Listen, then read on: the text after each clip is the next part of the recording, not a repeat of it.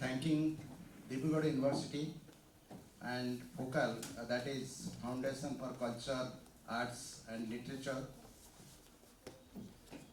I, on behalf of this session on understanding Odia literature, with my colleagues, Dr. Ravindra Swain and Mr. Manu Das, acclaimed authors, literatures from Odisha, would extend my thanks to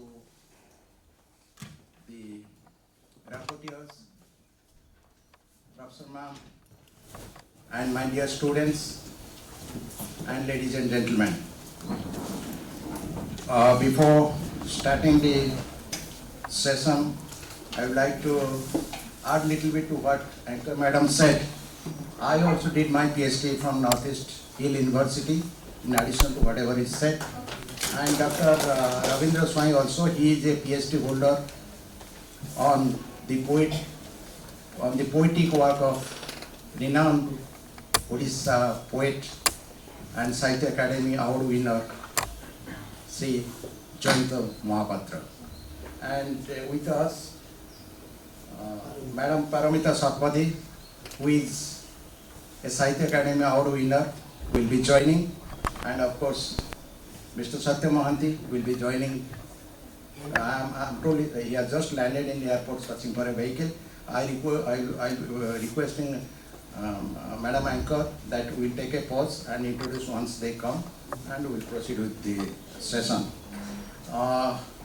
Just one or two points I would like to add before going into the proper topic that is given to us. Let me tell you, both Odia and Assamese, as the students of literature, Assamese and English probably, and most also know that these two languages are derived from Magadhi Apabhransa, so we are sister language along with Bengali.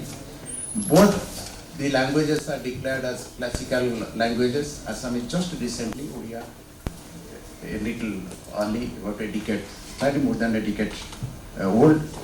Both the languages and literatures have evolved similarly and parallelly.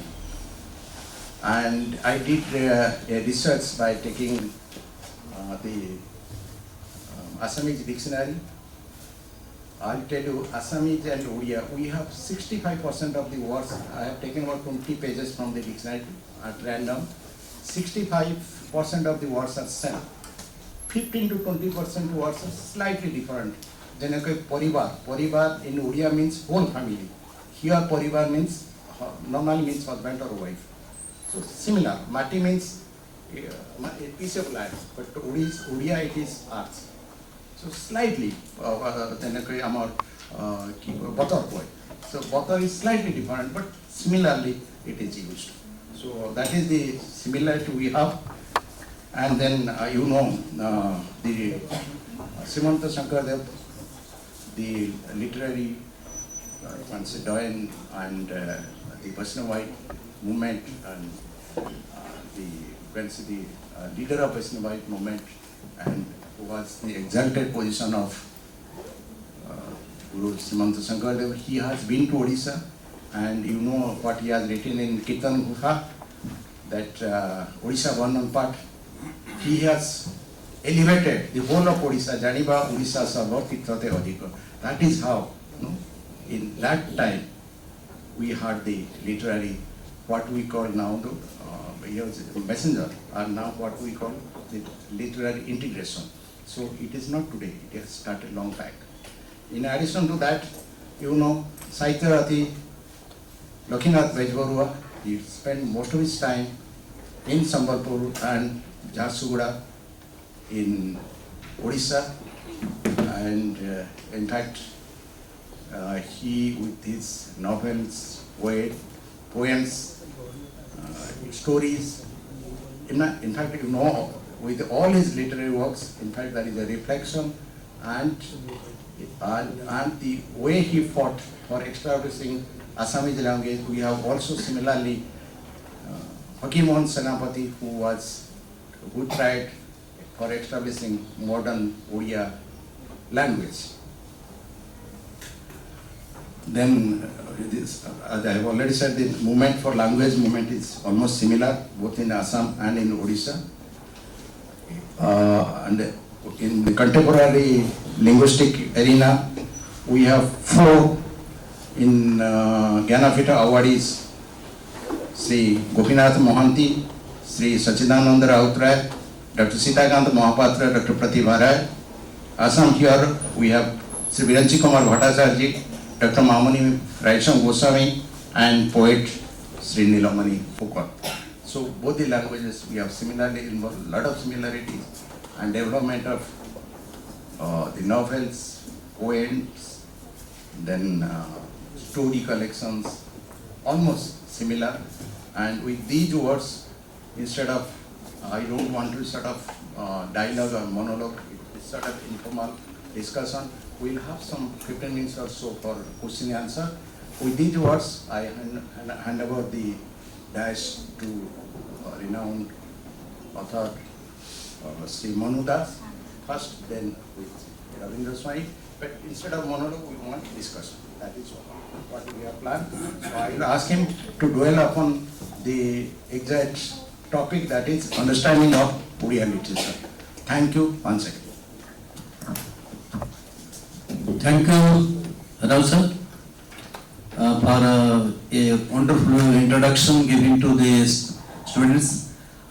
First, I salute to the cultural land of Assam and its all Baraputra, and those who have made all of us proud, starting from Bhupena Hazarika to Nilamani Phukar, and the latest like my friends, those who are writing.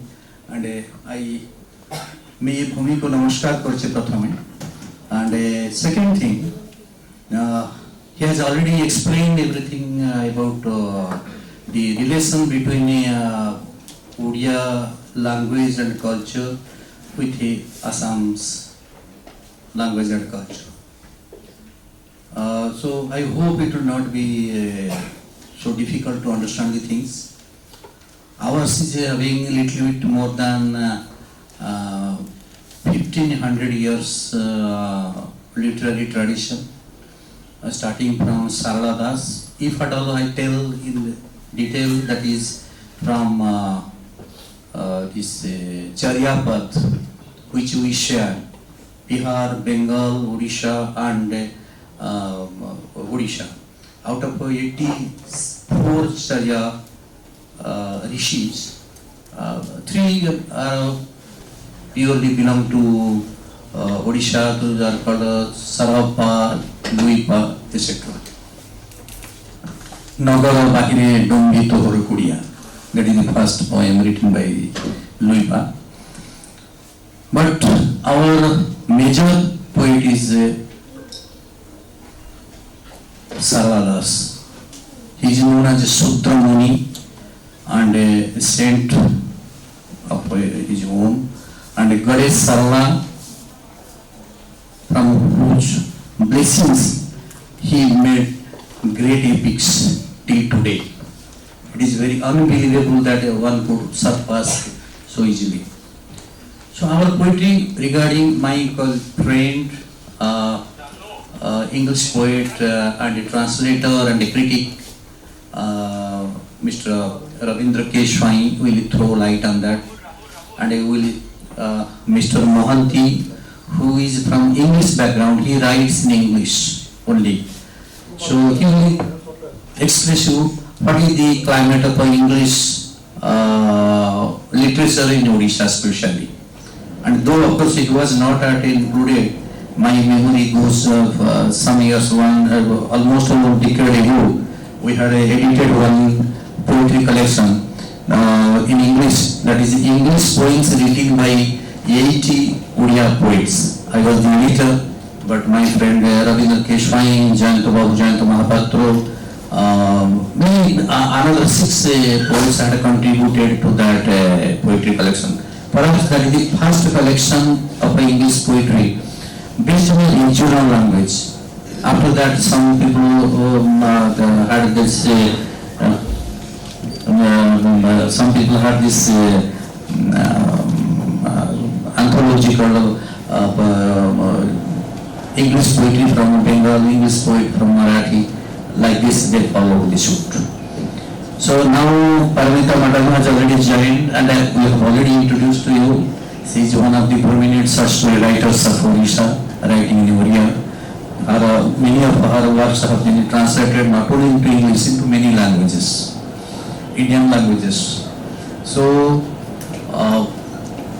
if I have been permitted, now I will ask Ravi Babu that please throw light about the status of contemporary Odia literature, that is poetry especially. And my second question will be one that Paramita Madam about the contemporary short stories in Odisha. With your due permission, I would request the anchor ma'am to give a brief introduction of Paramita ma'am. After that, we will go. Okay, that's fine.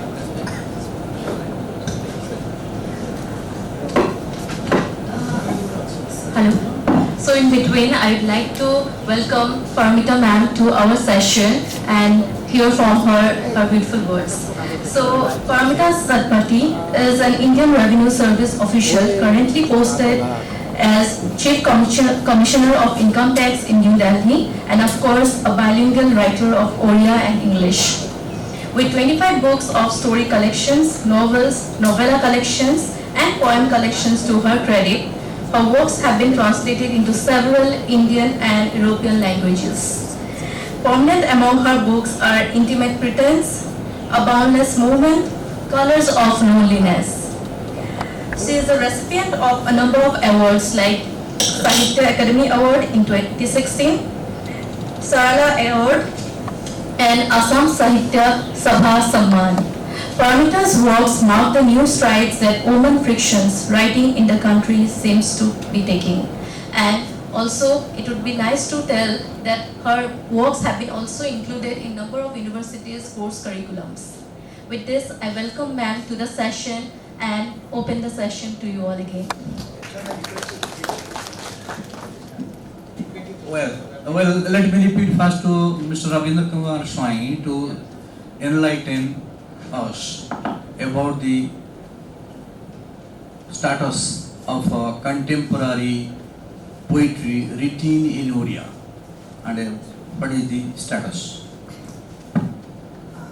Thank you everybody, welcome to our discussion, and I will deviate a little more. I will go back to history, so the development of Oriya literature, so that they will have a little idea about what. Okay, thank you, sir. So Oriya literature, as he said, it's almost going to 1500 years old. The first, as you know, any language has its literature in poetry. Then it developed, Oriya language developed into prose form. Then prose and poetry, the Charja for the poems.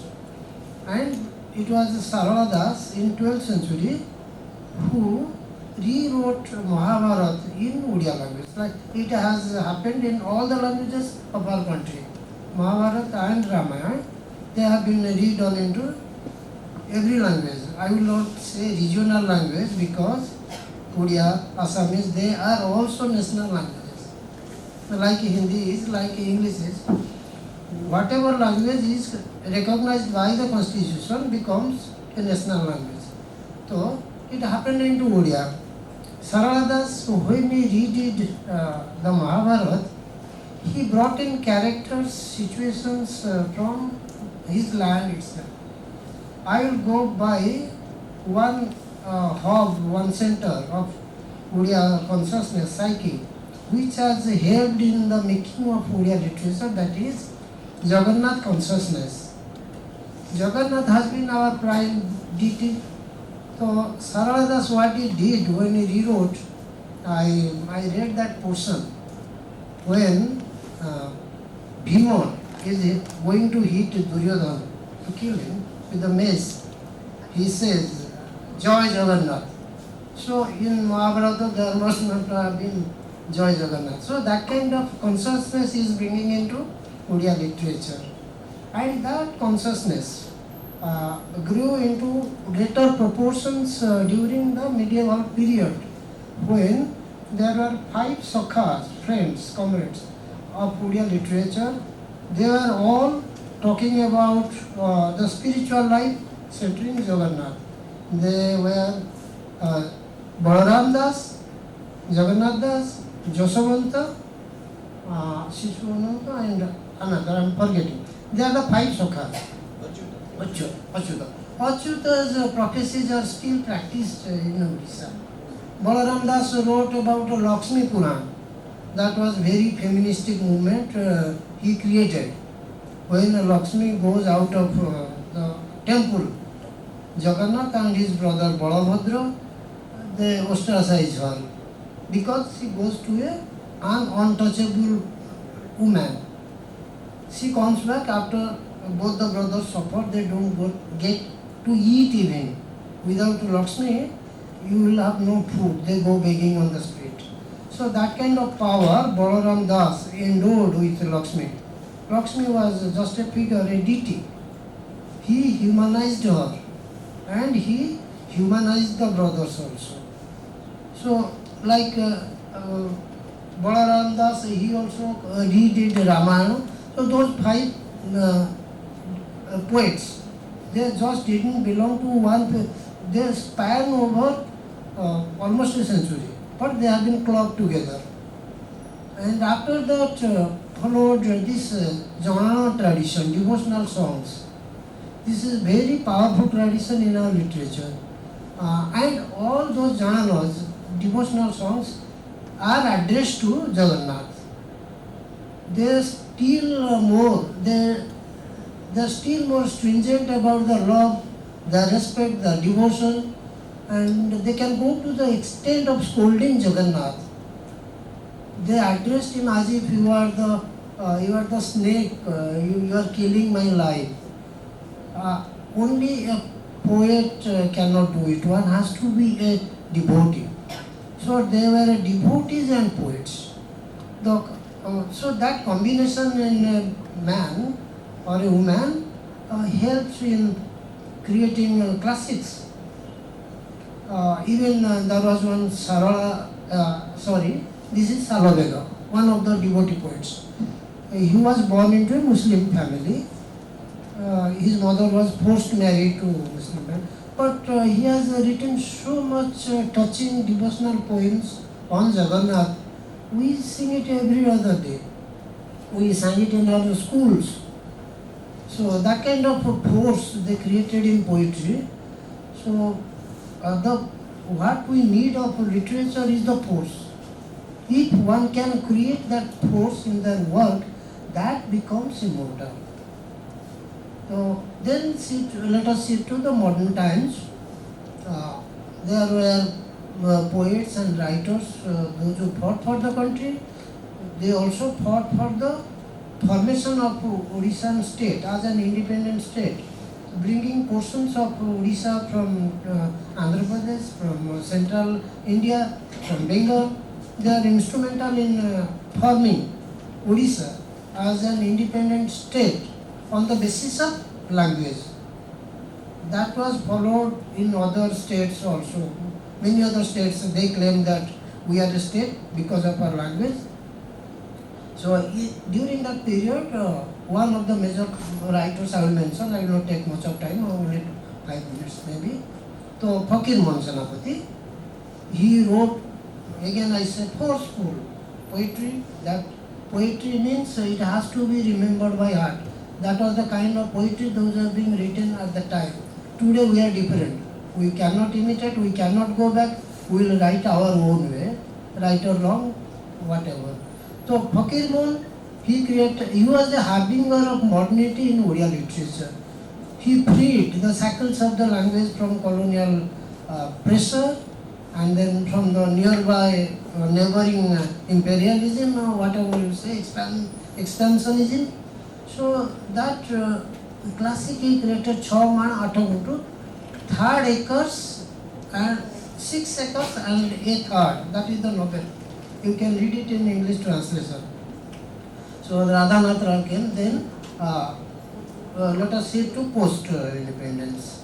In post-independence, this Sachi Raut Rai, who was the first Jnanpith awardee from our state, he started writing in maybe 30s or so, and went on to produce more and more work. And in 62 only he got the Academy Award. But he wrote this protest poetry. They fought against the British, as we now term it as a writing back. We were colonized. Through our writing, we are trying to write back, to pay back. That is being talked about in political terms, but in writing, we are more at a liberty to.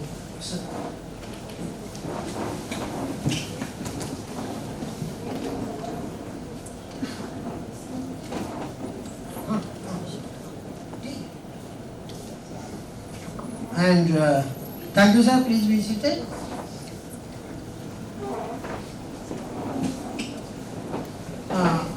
Then followed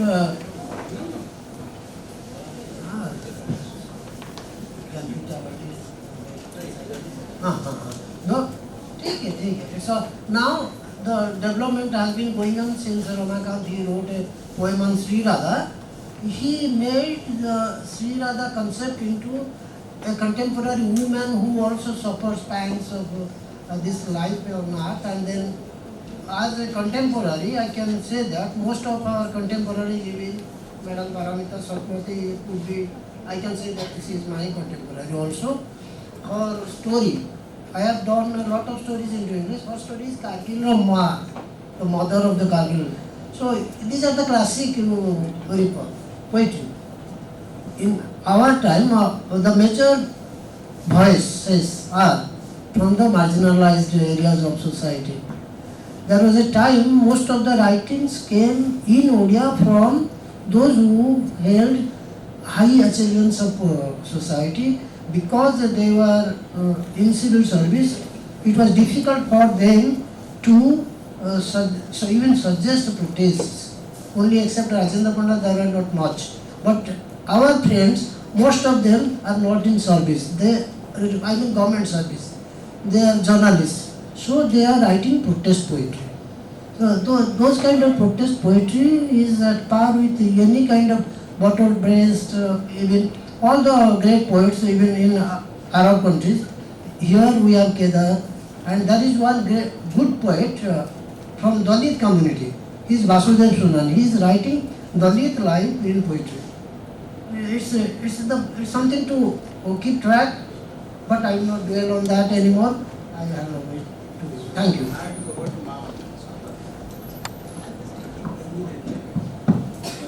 Very good afternoon, friends. Damodar Mojo sir, Thomas and madams.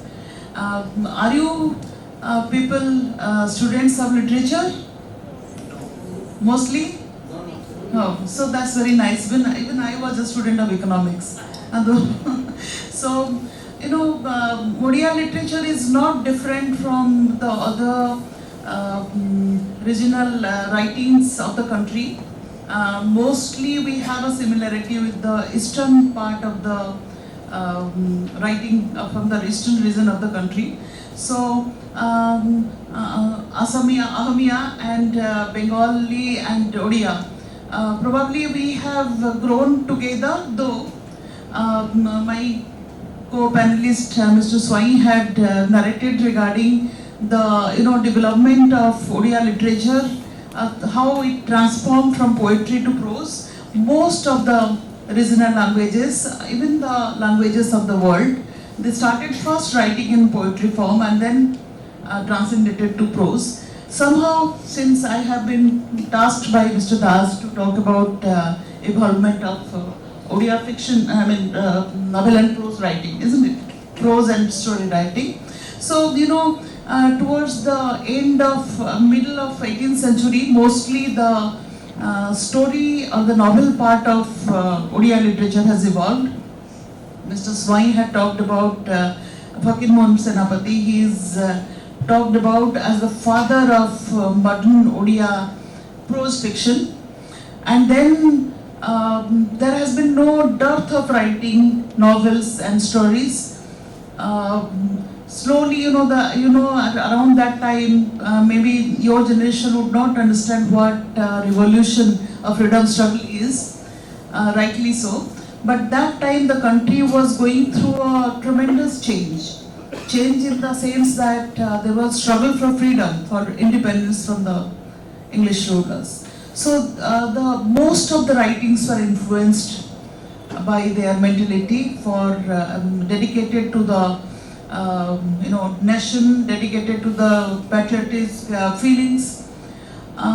Since I'm a woman, you would naturally would like to know what were the women doing. Yes, women writing prose in Odisha, probably, we have traced back around 1900, kind of, Vinodini Devi and all. Then there has been no stop for that. Earlier writings were mostly little veiled, like, the social situation, how a woman is very vulnerable, how this is the fate she probably has to face. Then came the wave of nationalism, patriotic writings were there. Both writers of both the genders started writing that. But after that, after independence, most of the writers struggled to talk about the revival of society, because society was going through a tremendous change around that time, both in economic and social recourse. So that time there has been writing on that. There was poverty. Again, you people would not be aware of that. Forefathers might be telling you. So how the country was groping with a newfound identity. So those were the storylines, lines of the novels around that time. Matriya Monisa and all these very good books have been written around that time. Then there is a boom of stories writing.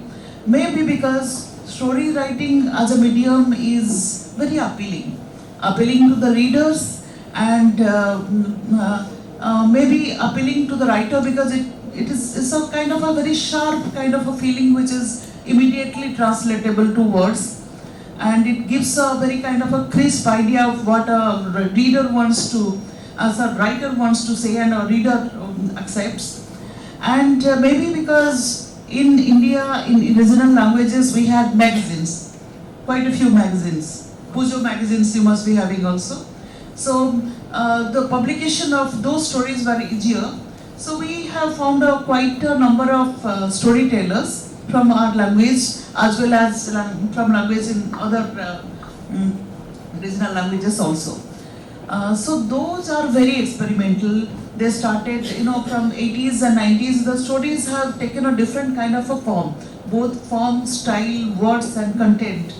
They had started experimenting, writing new things. The world was going through a tremendous change around 90s and 2000s, lot of globalization, computer, all this kind, and social media, everything came. So all these things have impacted, as usual, impacted the writing of the contemporary Odia stories.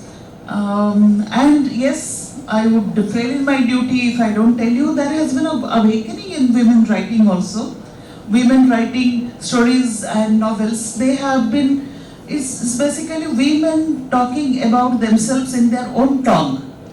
I'll be speaking about myself tomorrow. I have a session, her story. If you, any of you would like to attend, I'll be happy. I'm just saying in general, so many writers, like, we have Binapani Mohanty, Pratibha Rai, Brahmotri Mohanty, Vidut Roha Devi, who are the forerunners, then started my mother, Pratibha Satpathy, so many. Then it has been, it's a continuous flow, like your Brahmaputra. It's been a continuous flow of awakening, consciousness, new ideas, new kind of treatment of feelings and experiences of women. So I must say that Odia literature is very rich in stories and novels, stories especially, and you get to read many of those in translation, both in Hindi and English. And I'm very sure you would like to read few and then understand. And I'm very sure that in Ahmiya also I have got to read few of those in translation. and in Bengali also there is a similar kind of awakening in stories. Thank you so much for listening to me. Lessons. Ladies and gentlemen, I will add to what Anchor Ma'am has said. Madam Sampadi's mother was a noted, rather he is a noted writer in Odisha, Jnanapitha, Sahitya Academy Awardee, Padma Shri Awardee, and with that I want to put a question to Ma'am. Whether, though it is inspiring, whether the weight of Ma'am's literary work had any impact on Ma'am in setting or literary? Oh, certainly, because she must have been my first idol. You know, when as a child, when I used to watch her, she's basically a poet, a very major poet of the country.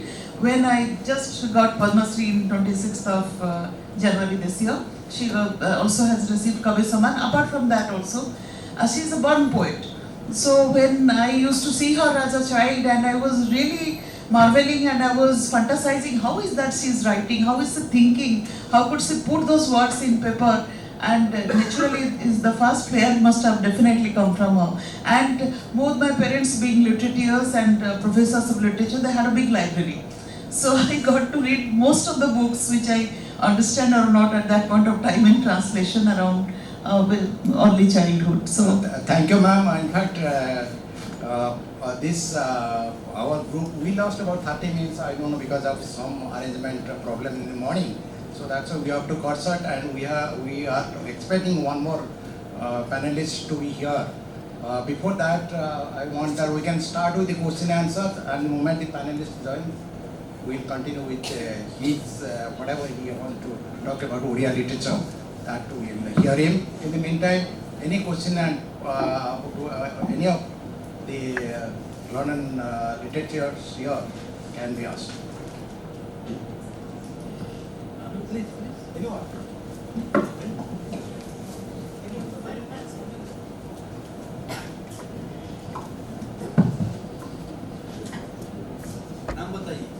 Good afternoon. My name is Sukanya Dwara and I am a student of English literature of this university itself. I want to ask you a question. What are the challenges faced by the writers, Oriya writers, in translation of the Oriya works into global languages so that the Oriya works get recognition? Are there any kind of challenges that are faced by the Oriya writers? I guess would be because you should publishing a lot of translations, so getting a few translators also. Hello. Thank you, Sukanya, for asking a very wonderful question. I have recently edited one big volume called the Big Book of Odia Literature, which is available in net. You can see in Google, and that is now going to be a very bestseller. Not yet to be the national bestseller, but it is going very well. If you want to really know something about Odia literature, then that is the first compendium available for non-Odia speaking writers. I'm going, don't worry. I'm going there. She asked particularly, I understood what he told. She told that Odia diction ko how you are going to translate and how it has to be communicated to the national and international writers or readers. Is that what you're telling? You did not translate to the exact diction which are rooted to your language. For example, I have a friend who writes, he is a born tribal, but he is now one of the finest short story novelist in the country in writing English. I will just tell you one line of about his story. Many of you might have heard his name, Hansdas Savindra Shekhar. In his one novel, here there are domains of their respective languages are there. So he has written one line that the lady who was a old lady was trying to go to the place in their village, in one small hut where liquors are being served. She went there and to sit down and drink. I have forgotten her name. He is telling that she went and sit on a gandu. Gandu is a derivative word in Odia. But you can understand, and you will be astonished to know, Shukanya, there is no italic word also, to see that there is no explanation of also there. Nowadays it is happening. Earlier, if my good friend Thomas G here, earlier it was being written and explained, Gandu means a place sitting a tool or something like that. It is not required nowadays because many words are flowing into the dictionaries every year. Thousands, lakhs of words are going into dictionary. You can. But one thing, while writing, when using these dictions, it should not be a stumbling block to the total flow of the literature. If I am not wrong, because if at all every time you want to see every language, meaning of the dictions, the basic purpose of the writing is failed, defeated. So that is what is there. There are so many Odia languages, even regional languages. Many languages from Odisha. Odisha is not a small place; it is a vast land. In every region, there are different languages used by the people. Even if in the south, what they use in their home, I cannot understand. Even what I use, they cannot. Not really can't understand. So language should not be the barrier to communicate. We are translating the culture, not the language. Can I just add to Please do, what please you do. said? I'll just give you one example. It's very difficult, regional language, its flavor, its nuance, its words, its meaning to translate into a foreign language. If it is English, Hindi also, or any of the Indian, but it is easier to translate to regional languages from one to another. So I'll just give you one small example in maybe a minute. If this is from my own poem. This is like, Bahu. Bahu, all of you understand? Daughter-in-law, the mother-in-law is saying, look at my daughter-in-law, she has hanged herself from the fan. And how is she looking? She is looking like, Fanul Sulichi, I'm telling in Odia, Ga Munda Boragacha Rajadodi Pari. So these are some similes, some metaphors you cannot translate into English. Because this Raja is a festival of fertility in the our part of the, in Odisha. And Dodi is the swing. It has been put on the Savan Kachula. So she is like that. So she's saying, with her smart, she's saying that. But those things, you don't have a similar thing in English. That's a big challenge. And being a literature student, you naturally would understand how to do it, kind of thing. Bahu is Bahu only. Bahu is Bahu. I will just add one line. Nothing can be translated 100% exactly what is the text. Target language को पहले से नहीं हो पाएगा. आप सब लोग जानते हैं, जैसे गुलजार साहब का वो डायलॉग भी सब लोग को याद होगा कि लैंग्वेज जैसे कि अवतार, जब आप एक शीशी से, एक से बॉटल से दूसरा बॉटल लेते हैं ना, थोड़ा तो खुशबू बाहर में चले जाता है. It is a translation is always translated cannot be 100% pure, though the greatest translator of our time is there, who has written recently the book has come that 100 short stories of India. Well, only 3 days before I hope, and the book is not available. I hope he is edited, but once edited means you have gone through the translations and you have translated also many things. आपने तो लैमेंटेशन of Keshavan को भी translate किए थे. Award रस award मिला था आपको. One more, just one little more thing. This is the part of source language we are talking about. The target language, one has to be still more careful. Who should be a practicing writer in the target language? Suppose we are transferring it to English. There is a story called Mosanira Phula, the flower of the cemetery. A woman dies of immoral relation. So if you transfer into English, one translator said there is no match to him who undertakes the cremation of the woman. There is no match. Another better translator says nobody can hold a candle to him. Okay. So what you will prefer in that English language? So Paul once told me, no, it is case. Nobody can hold it. He is very good at English. So no, we should not use, nobody can hold a candle, because most of the readers will have to refer to the dictionary, that idiomatic uses. Better let us go with there is no match. So one has to be equally proficient in the target language also. I'll tell you, it's exactly what happened. Mr. Hare Krishna Dekar, his work, Gandhi, somebody translated it to English, and after that it was translated to Telugu. So the Telugu gentleman, he came somewhere he met Mr. Dekar.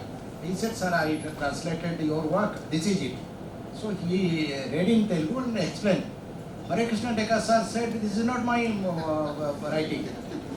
So that is what happens. Sometimes it is lost. And we'll take one more question because we are running. Sir, please, sir. Please. What do you For your first, let me make a little clarification. The greatest Malayalam stories I was told, the 50 stories, that's what I translated and edited, for Alif. This is the second one which I edited. That's right. My question is to Mr. Ravindra Keswain. I really request you to distinguish between the high bro or the elite kind of literature which was there till the mid 70s, and then what happened, when the Dalits and the tribal writings came up. Was there a real friction or a suppression or something like that from the traditionalist or the elite? Or how was this Dalit or tribal revolution in literature? Can you just briefly trace that? I will tell also after it. Thank you, sir. Dalit representation was not there in a very big way, let us say. It was so insignificant that there has to be a voice, historically speaking. And this guy, Vasudev Sundani, being an insider means sufferer. So they are in a better position to relate their conditions in a literary manner which they are gifted with. They are creatively expressing their agonies, which touches your heart. And that's the role of the language, I think. No, I'm asking about, how the later, Dalit and tribal writers who rose in the, in the echelons of the current literary scenario there. How can you describe their journey? Was it a resistance part, or was it a natural growth? Was there any suppression? Let me tell you, Not resistance. Let me tell you, there is no strong Dalit literary writing canon in Odia as of now. It is just recently developed because now it is getting changed because people are thinking that anybody who was writing about the proletariats के लिए जो लिखते हैं progressive writers वगैरह या दलित के लिए जो लिखते थे, they were all Brahmins or upper caste people. Now the concept has been changed that a Dalit must write about the Dalits. That is what is now Mr. Paghel, whatever in Marathi or whatever is going. These things are happening, and in Odisha the voice is very, very meek. It is not in the mainstream at all. We have to admit it. There is no, you know it also. That's you just wanted that I should tell it. That's why that's one. Actually not. Okay, let me tell you. Another I thing know is, only through a couple of translators. I myself will not know this way. Dalit is a very few the people are coming, like he was telling about our Vasudeva Sundani. There was another person who was passed away. Akhil Naik was one of the finest novelists who started. But they are all Dalit by birth, and they were working. But Pitambar Tarai, all of the things. So besides this, another question you told about the friction or something. You had two questions. Was there suppression or marginalization by the elite writers? Elite, देखिए उड़ीसा में ज़्यादातर के लोग elite होते हैं, either IAS officer, bureaucrats, commissioners, police, sorry, with due apology, all people are there. Let me complete, then you will tell. I inherited from my parents, they were professors. Yes. Actually, it's not that because No, I am not talking you, please. Odisha is not a economy of business. So people have to work. And being a regional writer, you can't, earn your both food, both the meals. I'm telling you frankly, guys, if you want to be a writer also, you will remember this. So that is there. Not because, sorry to... No, I have not completed. I have to complete. What I wanted to make my point. Yeah. Let me tell you, I have also 50 years of experience in writing. The thing is, ours is a bureaucratic society. We cannot tell what wrong our government says. Not today. Yesterday, day before yesterday, we could not tell. And that is the whole pity with us. We cannot tell. And none of us. And since even if how many people have कितना लोग award वापस किए थे at the time of a protest from Odisha, and Mr. Jayant Mahapatra only, that is also not factually correct. Many things I will tell later stage. The thing is, we have no bone to protest against the government because we all are a working class, working in a sense in a bureaucratic setup में बच्चे हैं. We cannot go like that. That is the real pitiable things that happens in Odisha. And we talk about philosophy, Radha, and why we go to, nobody has written about the Graham Stein's case, nobody has written about the Kandamal's case, nobody has written. My point is, social concern is not our concern. We always try to philosophize or rationalize why we do not write. That is not the issue. Everybody has their own issues. And till today, when I edited this book, the big book of real literature, since I included 10 the tribal communities writing, people have written against me. You can go through the book, how they have been taken as a Odia writer. Odisha is an entity, cultural entity is Odisha. 25%, almost all 1/4, 22 something, almost all 1/4 of Odia people population is a tribal, and you are excluding them from their legitimate right for centuries together. Thank you.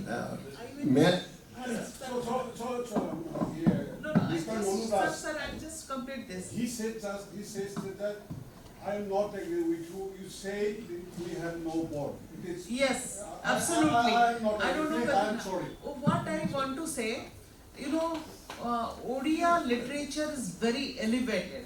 Literature is a form of art. Okay, art and slogan and protest and fighting are two different ways. There are ways where you can fight your economy, fight your social system, do anything. But art is a very subtle way of kind of nudging you that this is what is happening, and that do people write. Yes, we don't have a big divide of Dalit and all, because Odisha is also an equalitarian society. I must tell you, we do not have that kind of all my panelists will agree that we don't have that kind of untouchability kind of thing which is there in the south. Here Brahmins and lower caste, pardon me for saying this, are not that distinguishable. We live together, we go to the same school, college, we eat the same food, we get the equal opportunity for services. So our situation is little different. That way Odia is, I guess, is a very elevated society for that matter. And our unseen poet, poet for quite some time is Bhima Bhoi. You must be knowing that. He has been coveted like anything. So wherever somebody has written something good about his own social condition has always been lauded. I don't think there has been any, there has been any suppression. If you agree, telling me. There has been no suppression because we have that kind of a, progressive kind of a society. Probably that you must have marked, Thomas. Odias are very, very progressive in their mind, not very like Goanese people. They are very progressive in their mind, though they never had a influence of English or Portuguese for a long time. Can I respond? Yes, please. Yeah, I agree with you. It's in Kerala also. It's like it's not visible. The touchability and touchability thing is not visible, but it's there certainly. It's the caste system is there, but it is not patently visible like in some other South Indian states or many other states. But that's not Bhima Bhoi is, of course, that's there. But what Mr. Manu Das said about this 20% of the tribal population being the state's demographics. No.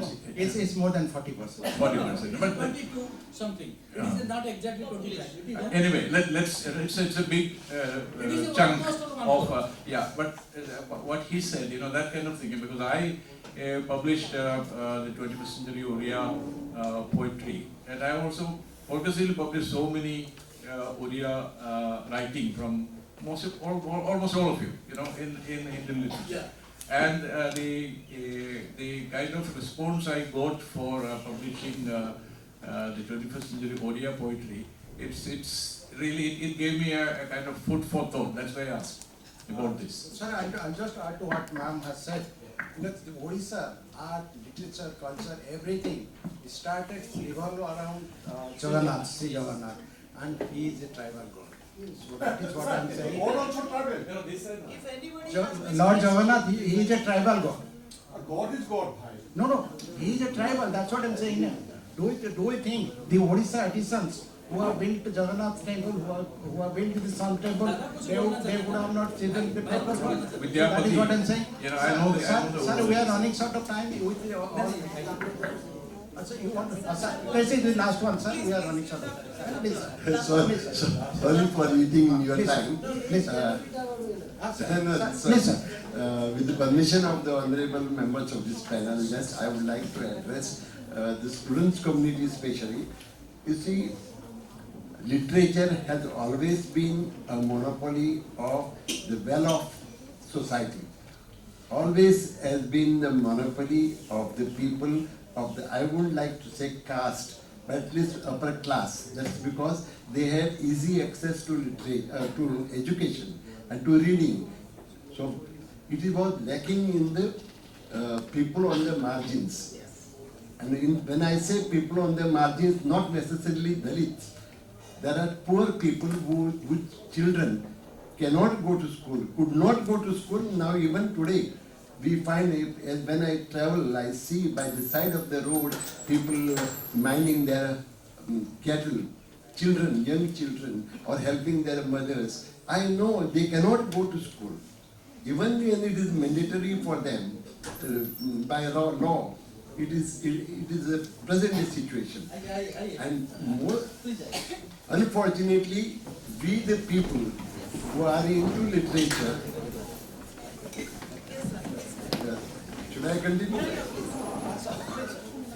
We always have an impression that there is no distinction in the society. We all believe in equality. All are equal. Yes, it is what we believe. Whether it is reality or not, you think better. You know better. And my only advice, sorry to give the advice from this chair, that don't bother about the language. Whatever language you speak at home, even among yourselves, it is the language of literature. Don't go for standardization. Standardization evolves automatically. So stick to your language that you speak and write whatever comes to your mind, express yourself in your words, and that will be literature. Sir, thank you profoundly for your kind comment. And our last panelist. Mr. Raut, can you give me a few seconds? So I am very happy to announce that Jyotsna Raut, he translated Jyoti Prasad Agarwal's poet, which I compiled. Just I am very happy to announce this. Thank you.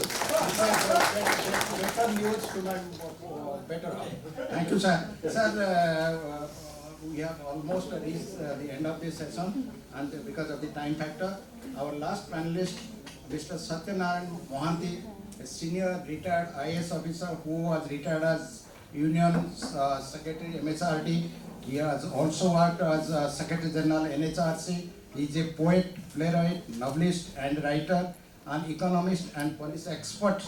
He has authored the book on Politically Correct, which is on the politics and economics of governance.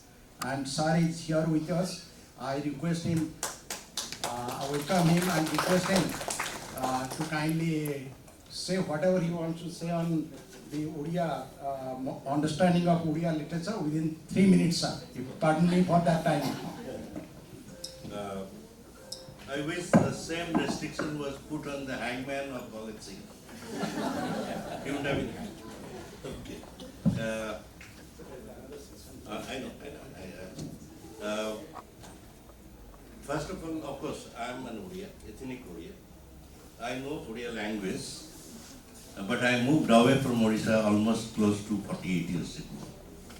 And during COVID time, when I was trying to find my roots, and I discovered some of my old poems of Odia language and told my publisher that I've got some, so I can bring out one Odia book of poems. Then he was judicious enough to tell me that we have moved away too far away and there is no point in coming back, because by that time I had published one book of prose in Odia. That was my discharge of date to my mother tongue. Okay.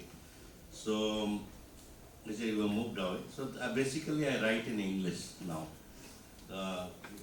Looking at me, you must be thinking that I am a very, very legacy variety of writer. No.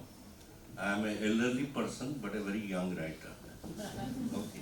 I started writing only after I retired. And couple of things. We also, so what is this English writers have to do, talk about Odia literature? That is the question which will come. It is a language of conquest, it's a language of conversion, it's a language of commerce, and it was, later on it becomes a language of collusion. So what do you have to do? But I still hold that with the fermentation of centuries, English has become Indian. And each one of us writes English the way we have grown up.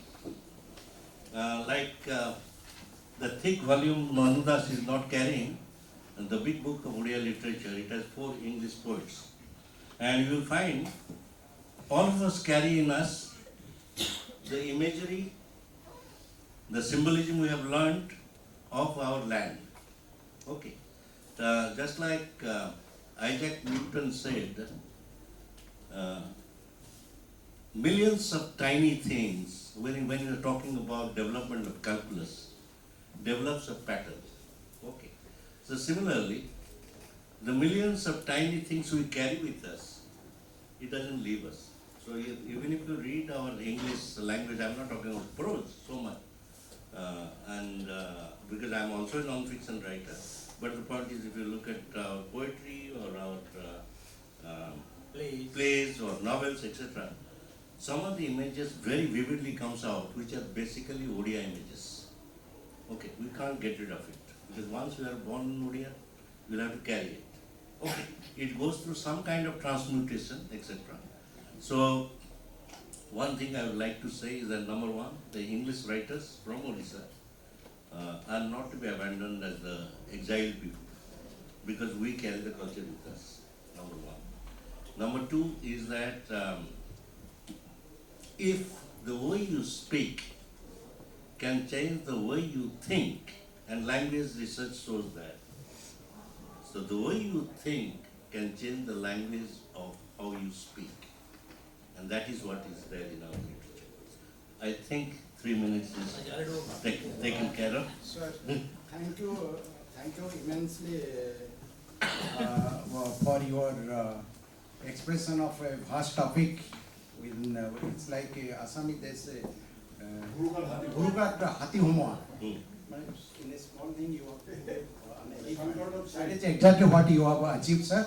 And we would like to thank on behalf of everybody for your kind presence, and we are honored to have your speech with us.